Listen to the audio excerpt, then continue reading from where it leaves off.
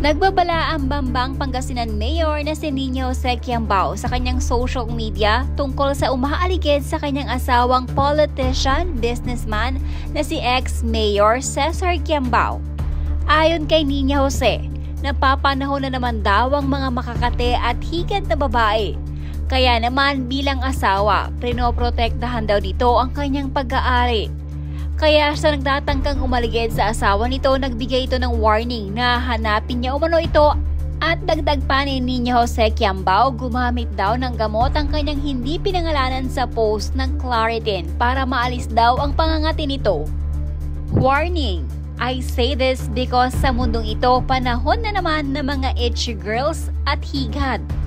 As a wife, I will always protect what is mine. So do not ever try to cross what's mine, because I will find you. You know who you are.